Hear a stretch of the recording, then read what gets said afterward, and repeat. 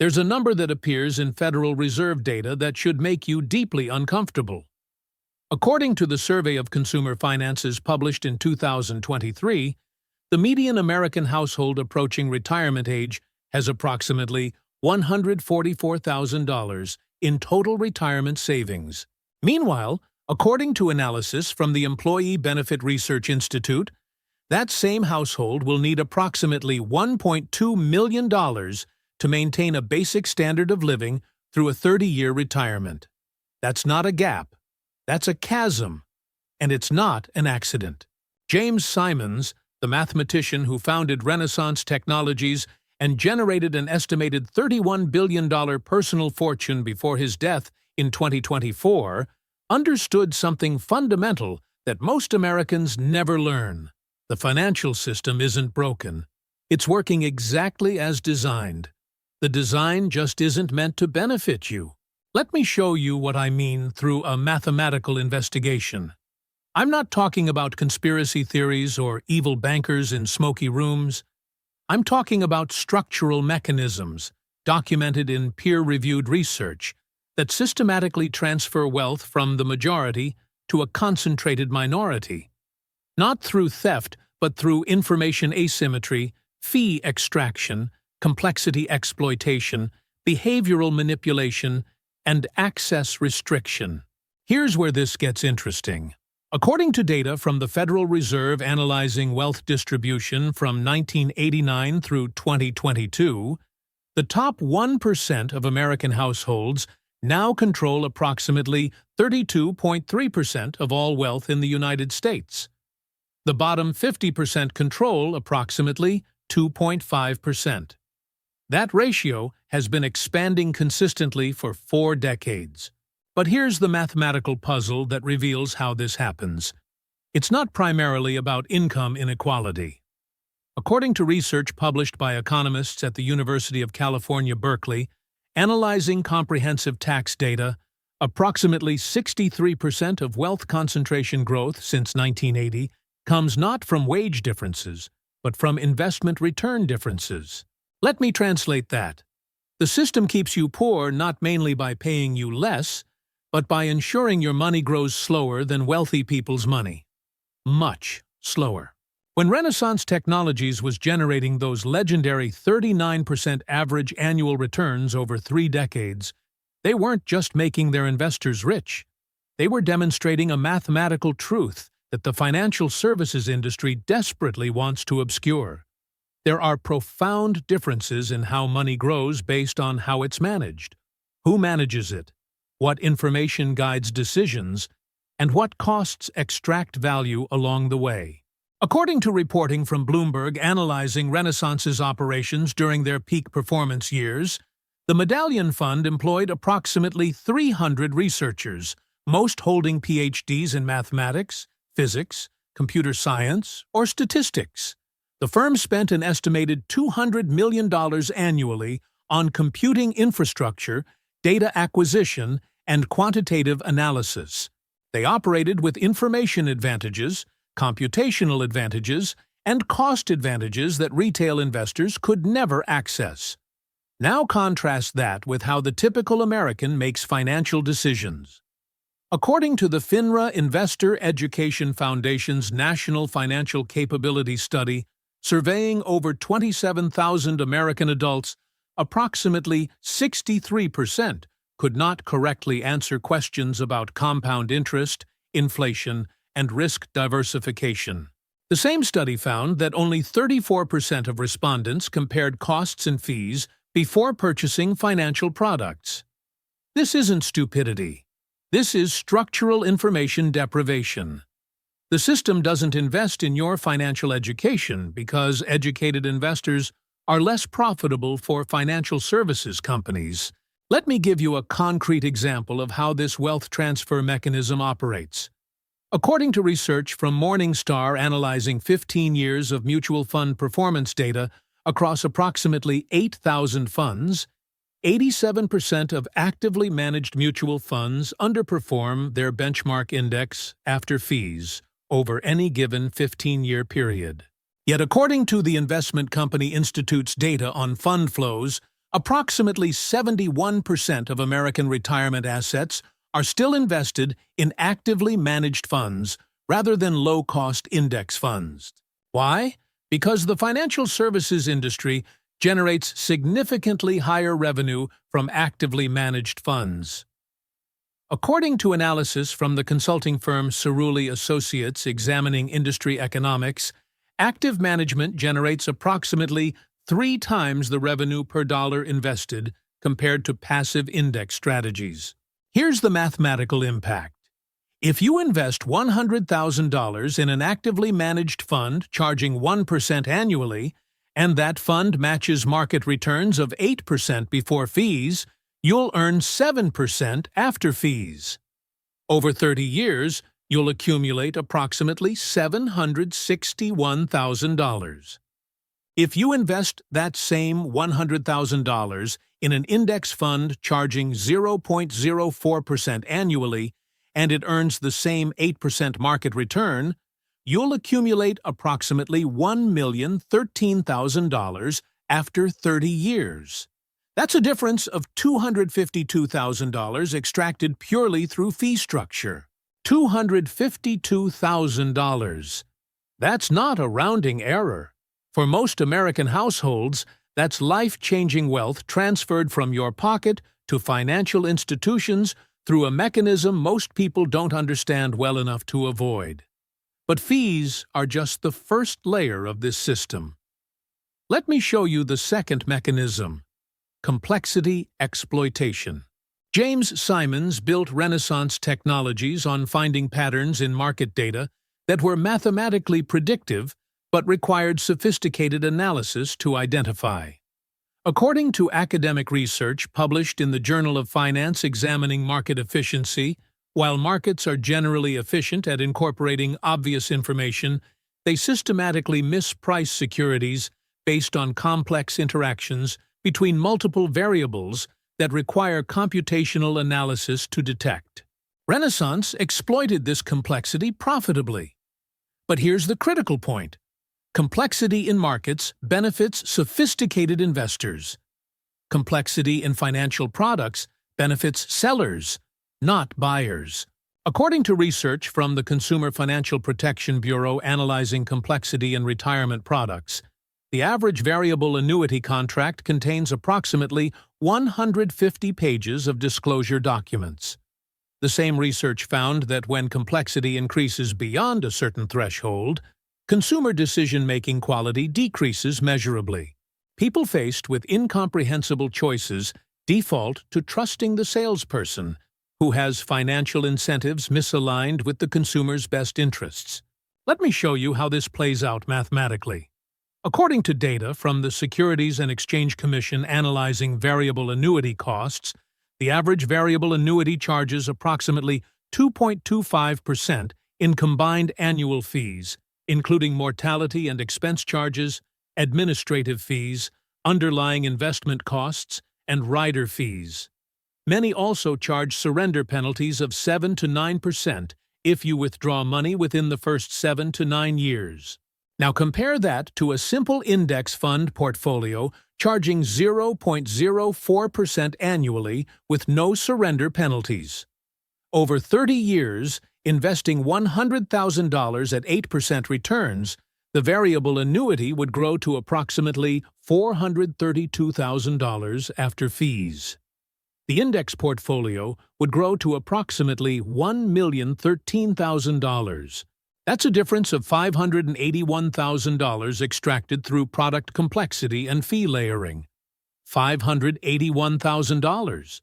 That's not just wealth transfer. For most American households, that's the difference between financial security and financial stress in retirement. Before we go deeper into this investigation, I want to test something. Drop your city and state in the comments below. I'm conducting a social experiment to see whether people who think mathematically about money cluster in certain geographic areas, or if this kind of analytical thinking about finance is evenly distributed across the country. Just curious to see the pattern. Now let's examine the third mechanism, behavioral exploitation. According to research published in the Quarterly Journal of Economics by behavioral economists analyzing over 60,000 individual investor accounts at a major discount brokerage, individual investors underperform appropriate risk-adjusted benchmarks by approximately 6.5% annually, due entirely to behavioral timing decisions. They buy after prices rise, sell after prices fall, trade too frequently, and concentrate positions in attention-grabbing stocks. This isn't accidental. According to data from the Financial Industry Regulatory Authority analyzing advertising spending by financial services firms, the industry spends approximately $17 billion annually on marketing and advertising. That's $17 billion designed to trigger behavioral responses that benefit firms, not clients. Let me show you a specific example. According to research from Harvard Business School professors analyzing mutual fund advertising, funds prominently advertise recent strong performance despite SEC-mandated disclaimers that past performance doesn't predict future results. The research found that advertised funds receive disproportionate investor inflows, but those flows are followed by underperformance. Investors systematically buy yesterday's winners, which become tomorrow's losers, in a pattern that transfers wealth from investors to fund companies through marketing-induced behavioral errors. James Simons understood behavioral patterns, but he used that understanding to profit from other market participants' mistakes. The Medallion Fund employed strategies that capitalized on predictable overreactions and underreactions in markets driven by human psychology. According to interviews Simons gave describing Renaissance's methodology, they identified statistically significant patterns where prices moved too far in one direction based on emotional responses, then reverted toward fundamental values. Renaissance profited from that reversion, while other investors suffered losses from their own behavioral mistakes. The difference is critical. Simons used behavioral insights to extract value from markets. The financial services industry uses behavioral insights to extract value from you. According to research from Morningstar calculating what they call the behavior gap, the difference between actual investor returns and fund returns caused by poor timing decisions, American investors cost themselves approximately 1.7% annually through behavioral mistakes. Over a 30-year investing career, that behavioral penalty compounds into devastating wealth destruction. If you invest $100,000 and earn 8% annually for 30 years, you'll accumulate approximately $1,006,000. But if behavioral mistakes reduce your actual return to 6.3% annually due to poorly timed buying and selling, you'll accumulate only approximately $629,000.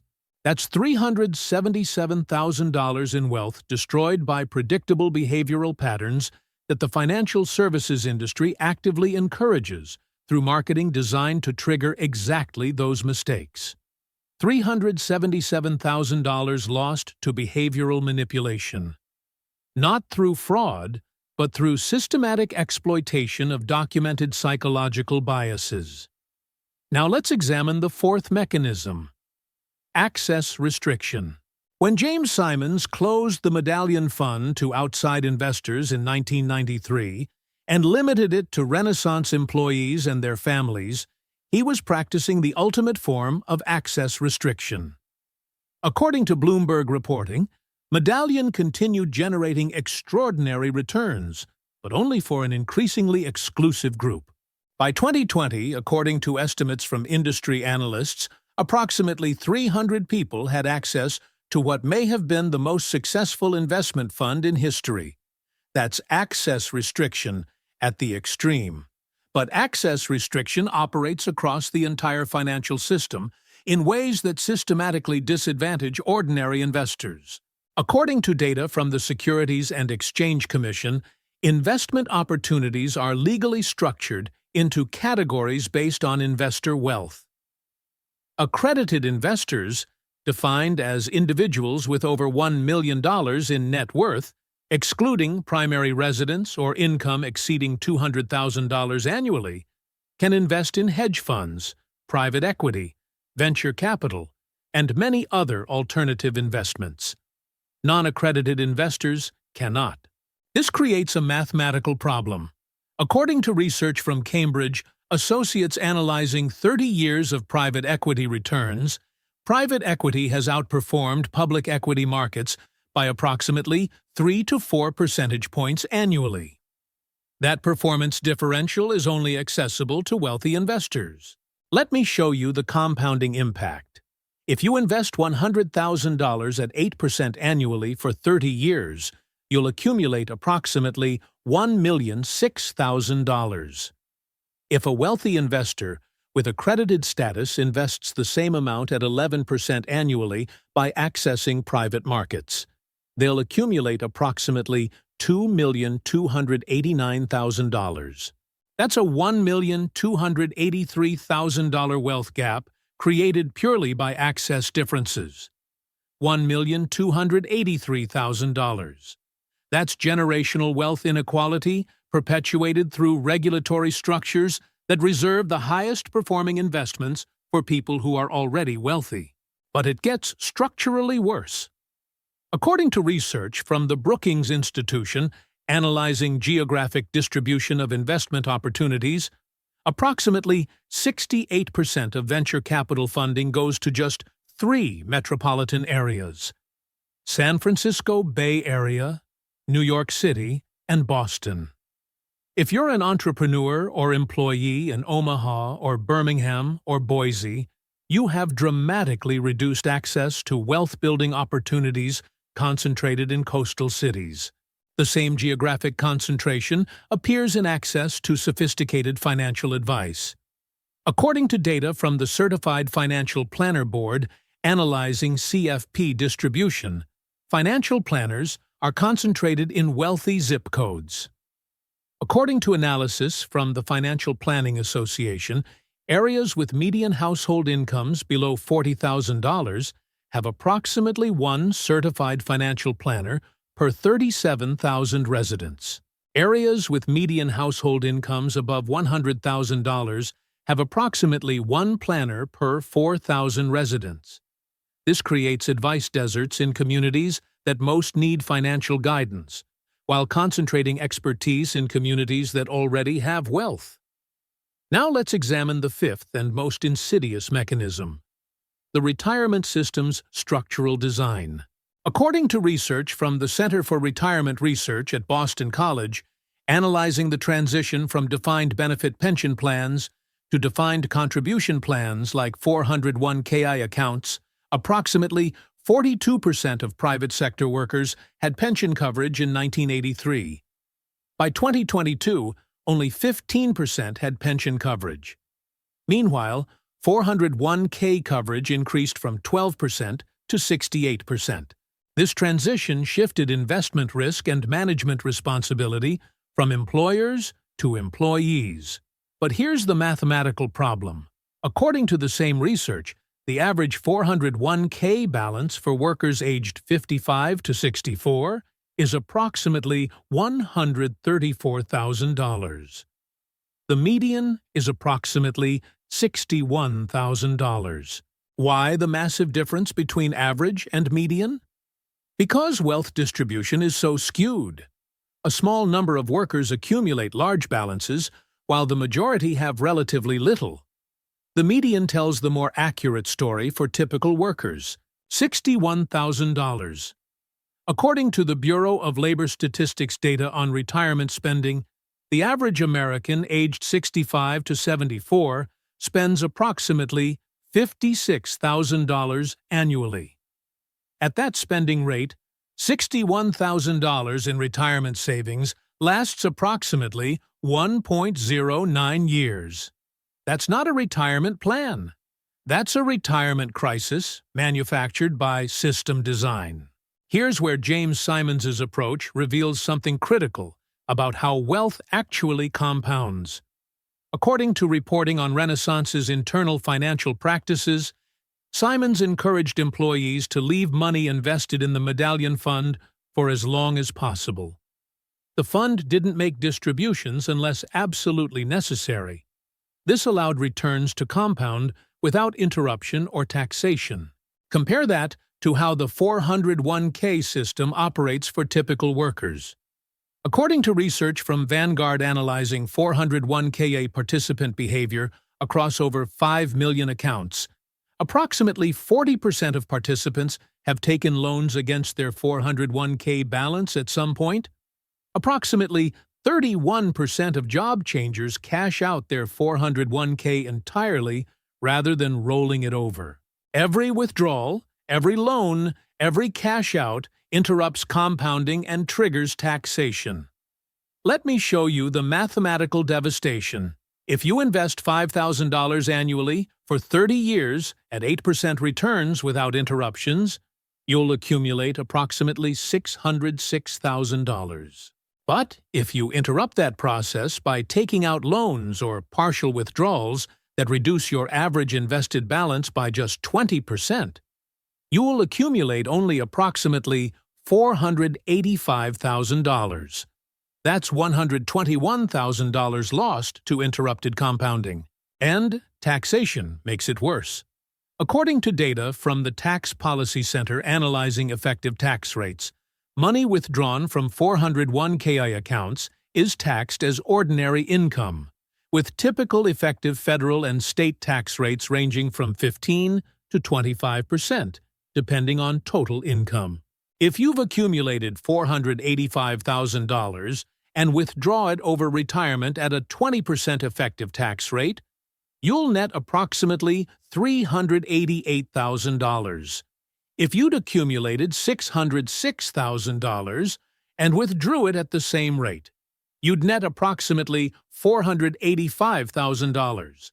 That's a $97,000 difference in after-tax wealth created by interrupted compounding. The system is designed to make compounding difficult for ordinary workers while making it easy for wealthy investors. Simons could leave money compounding untouched for decades. Most workers face structural incentives and financial pressures that force them to interrupt compounding repeatedly. Now here's where all 5 of these mechanisms connect into a complete system. According to research from economists Thomas Piketty and Emmanuel Saez, analyzing a century of wealth data, when the return on capital exceeds the growth rate of the economy, wealth concentrates. Their research, published in comprehensive form in the book Capital in the 21st Century, demonstrates that over long periods, returns on invested capital average approximately 4 to 5% above economic growth rates. This creates a mathematical inevitability. People who own capital and earn returns on that capital will accumulate wealth faster than people who rely primarily on wages. But here's the critical addition. Not all capital earns the same returns. According to analysis from the Federal Reserve examining returns across wealth percentiles, the top 1% of households earn approximately 8.5% annually on invested assets. The bottom 50% earn approximately 3.2% annually. That 5.3% difference in returns, sustained over decades, explains most wealth concentration growth. Why the return difference? Because of all 5 mechanisms working together. Information asymmetry means wealthy investors make better-informed decisions. Fee extraction hits small investors proportionally harder. Complexity exploitation allows sophisticated investors to access better opportunities. Behavioral manipulation affects less educated investors more severely. And access restriction legally reserves the highest-performing investments for the already wealthy. Let me show you how this compounds over a lifetime. Imagine 2 people, both starting with nothing at age 25, both saving $10,000 annually for 40 years until retirement at age 65. Person A, representative of a typical American worker, invests in their 401k with average costs of 1.2% annually, makes behavioral timing mistakes that cost 1.5% annually, and has no access to private markets. Their net return is approximately 5.3% annually. After 40 years, they accumulate approximately $1,395,000. Person B, representative of a wealthy, sophisticated investor, invests with minimal costs of 0.1% annually, makes disciplined, systematic decisions avoiding behavioral penalties, and has access to private markets that enhance returns by 2 percentage points. Their net return is approximately 10.4% annually. After 40 years, they accumulate approximately $4,861,000. Same starting point, same annual savings, different system advantages.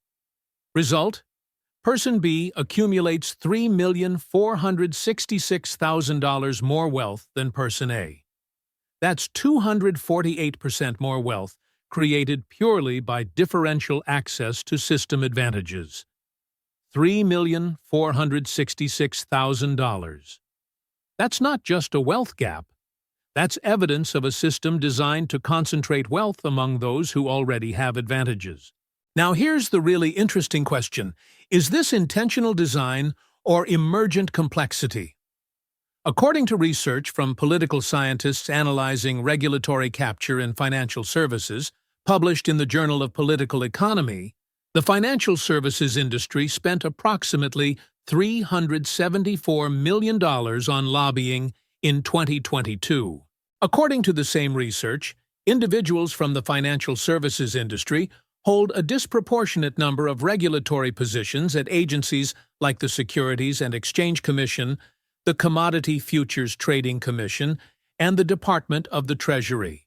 This creates what economists call regulatory capture, where the regulated industry shapes the rules designed to regulate it. According to analysis from the Sunlight Foundation, tracking personnel movements between industry and government, approximately 68% of senior SEC officials who left between 2010 and 2020 took positions in the financial services industry within 2 years.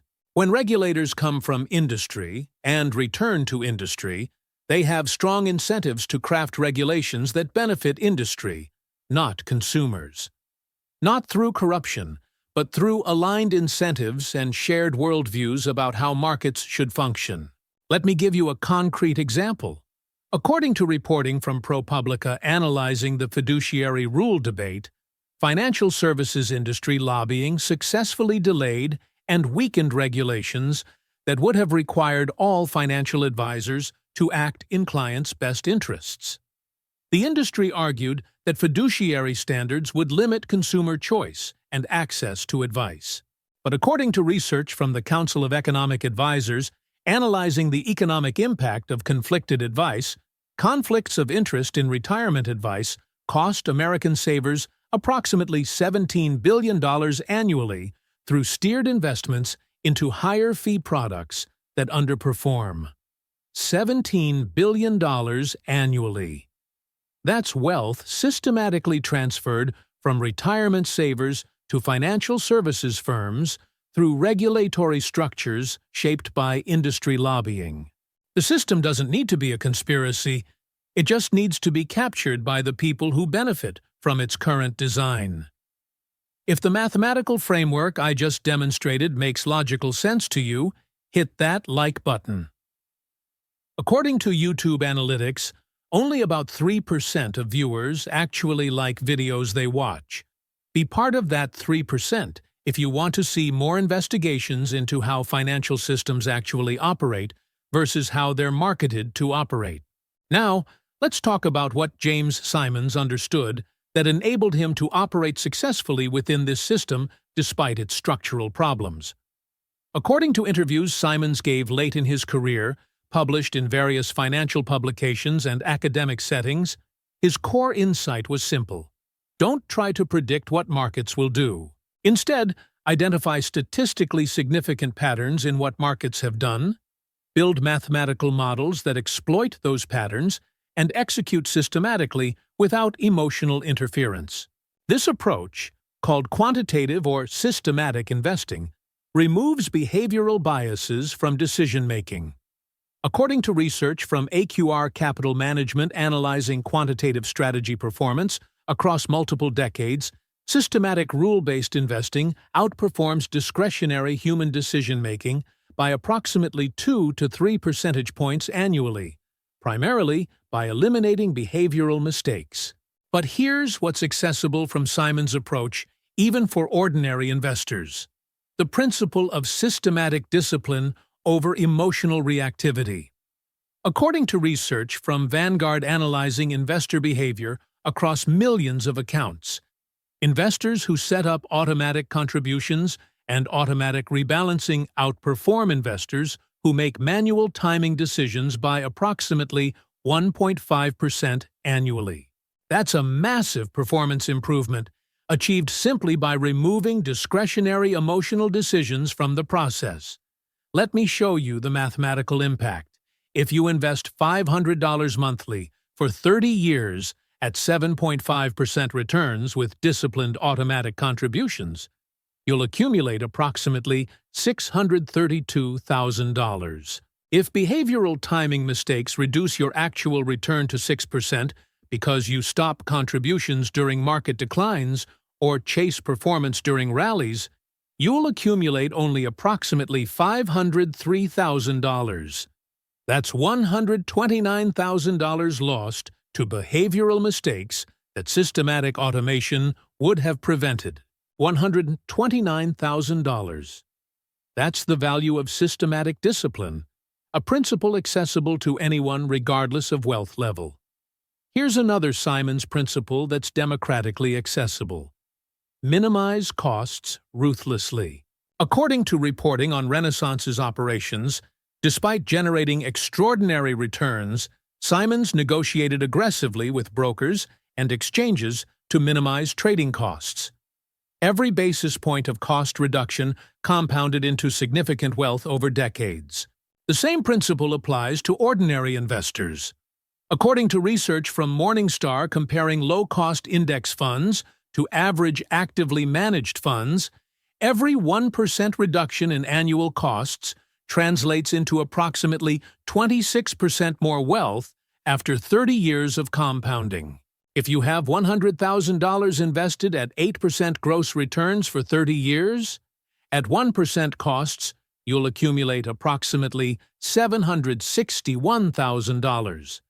At 0.1% costs, you'll accumulate approximately $974,000. That's $213,000 in additional wealth created by nothing more than cost consciousness. $213,000. That's life-changing money, created simply by avoiding unnecessary fees. Here's a third accessible Simon's principle: diversify broadly across uncorrelated return sources. According to academic research analyzing Renaissance's trading patterns published in the Journal of Financial Economics, Medallion traded thousands of different instruments across global markets, capturing small inefficiencies that were uncorrelated with each other. This diversification smoothed returns and reduced risk. Ordinary investors can't trade thousands of instruments, but they can diversify broadly. According to research from Dimensional Fund Advisors analyzing portfolio construction, a globally diversified portfolio including U.S. stocks, international stocks, emerging markets, bonds, and real estate investment trusts delivers approximately the same long-term returns as a U.S.-only stock portfolio, but with approximately 23% less volatility. Lower volatility means less emotional stress during market declines, which means fewer behavioral mistakes. According to research from Dalbar analyzing investor behavior during market downturns, investors in volatile portfolios are 3 times more likely to panic sell during declines compared to investors in diversified portfolios with lower volatility. Here's the mathematical impact. If you invest in a volatile portfolio that generates 8% average returns, but your behavioral mistakes during volatile periods reduce your actual returns to 6%. You'll underperform a diversified portfolio generating 7% returns with fewer behavioral mistakes. Over 30 years, the behavioral discipline enabled by lower volatility creates more wealth than the higher theoretical returns. Now let's address the fundamental question. If the system is designed to keep you poor, what can you actually do about it? According to research from the Brookings Institution analyzing financial security across different strategies, households that combine aggressive savings rates, low-cost diversified investing, systematic automation, and extended working years achieve financial security at rates approximately 4 times higher than households lacking those behaviors. Let me break down each component mathematically. First, aggressive savings rates. According to data from the Bureau of Economic Analysis, the average American household saves approximately 7.5% of income.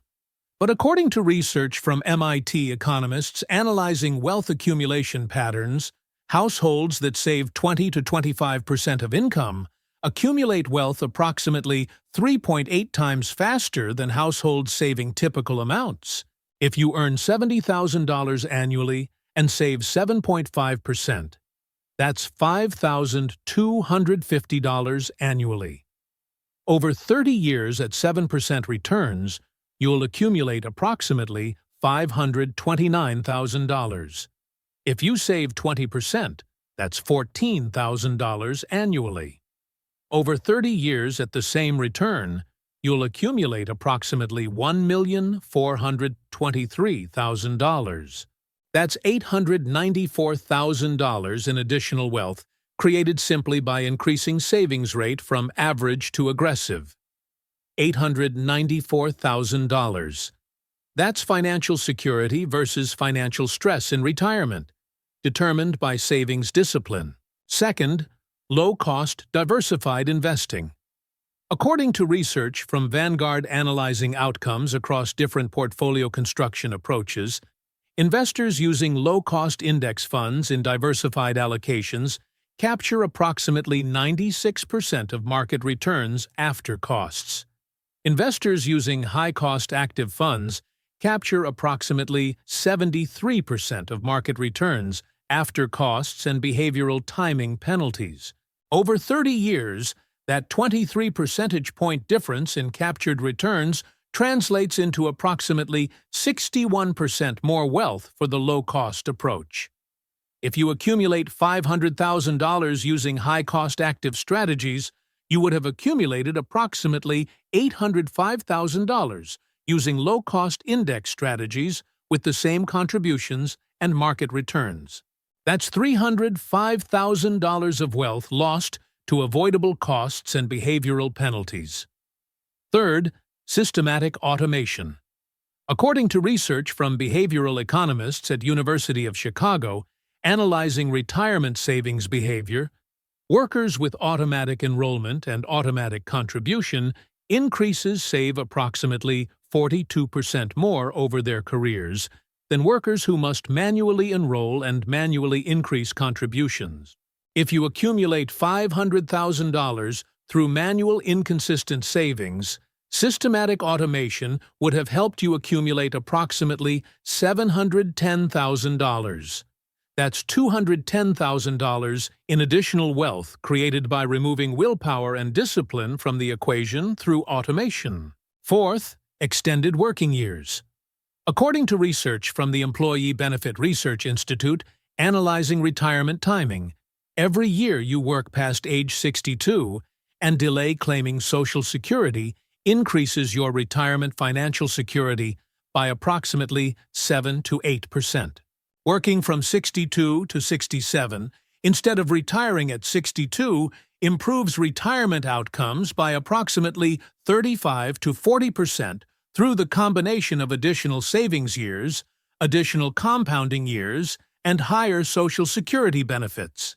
If you retire at 62 with $700,000 saved and $22,000 in annual Social Security benefits, you have approximately $1,100,000 $180,000 in total retirement resources in present value terms. If you work to 67, accumulate an additional $140,000, let existing savings compound, and qualify for $31,000 in higher annual Social Security benefits, you have approximately $1,760,000 in total retirement resources. That's $580,000 in additional retirement security created by 5 additional working years. $580,000. That's the value of strategic timing decisions around retirement and Social Security claiming. Now here's where all this connects back to system design. None of these strategies require access to Renaissance-level computational resources, private market investments, or sophisticated financial knowledge. They require discipline, automation, cost consciousness, and patience. But the financial services industry doesn't profit from those behaviors. According to analysis from McKinsey examining profit sources in wealth management, financial services firms generate higher profits from investors who trade frequently, use complex, expensive products, react emotionally to market movements, and rely on professional advice for simple decisions. The system's incentive structure is misaligned with your success. Not because anyone is evil, but because business models reward extracting fees from your assets, not maximizing your long-term wealth. According to research from the Consumer Financial Protection Bureau analyzing conflicts of interest in financial advice, approximately 63% of financial advisors are compensated through commissions on products they sell rather than through direct client fees. This creates incentives to recommend products with higher commissions rather than better outcomes. Let me show you the mathematical impact. If an advisor recommends a variable annuity paying a 7% commission rather than a low-cost index fund paying no commission, they earn approximately $7,000 on a $100,000 investment. You pay approximately 2.25% annually in ongoing fees versus approximately 0.04%. Over 30 years, that recommendation costs you approximately $581,000 in lost wealth, while earning the advisor $7,000 in immediate commission. The system works perfectly for the advisor. It works terribly for you. This is why James Simon's mathematical approach is so revealing. He removed human conflicts of interest from investment decisions by building algorithmic systems that executed based on probability rather than persuasion. According to interviews describing Renaissance's culture, Simons prohibited employees from deviating from systematic models based on hunches, news, or emotions. That discipline, applied to personal finance, looks like this. Set clear rules for savings, investing, and rebalancing. Automate those rules. Ignore market news. Ignore performance chasing. Ignore product marketing. Ignore emotional impulses to deviate. Execute systematically for decades. According to research from Morningstar analyzing investor outcomes across different behavioral profiles, investors who set systematic rules and follow them achieve outcomes approximately 94% of optimal theoretical returns. Investors who make discretionary emotional decisions achieve approximately 68% of optimal theoretical returns. That 26 percentage point difference in captured returns, compounded over 30 years, represents the behavioral edge of systematic discipline over emotional reactivity. If you accumulate $680,000 through emotional reactive investing, systematic disciplined investing would have resulted in approximately $940,000. That's $260,000 in additional wealth created purely by behavioral systematization.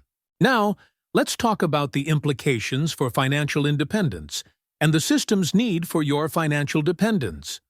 According to research from the Congressional Budget Office analyzing Social Security dependency, approximately 51% of American households aged 65 and older rely on Social Security for at least half of their retirement income. Approximately 23% rely on Social Security for more than 90% of retirement income. This creates political and economic dependence on government programs. People who lack alternative financial resources have limited ability to retire without Social Security, limited ability to negotiate working conditions, limited ability to take career risks, and limited ability to weather economic shocks. That dependency serves multiple interests. It maintains a workforce that must continue working regardless of conditions. It creates political constituencies dependent on maintaining government programs, and it perpetuates consumption patterns driven by immediate needs rather than long-term accumulation. According to research from the Federal Reserve analyzing consumption patterns across wealth levels, households with less than $50,000 in liquid assets spend approximately 94% of their income. Households with more than $250,000 in liquid assets spend approximately 73% of their income, saving the remainder. That consumption difference drives economic activity. The system needs mass consumption to sustain growth. If everyone saved 25% of income instead of 7.5%, consumption would contract. Businesses would contract, employment would contract, and economic growth would contract. This creates a tension. Individual financial security requires higher savings rates, but systemic economic function requires mass consumption. The system solves this tension by encouraging consumption through marketing, easy credit access, cultural messaging that equates consumption with success, and structural barriers to accumulation.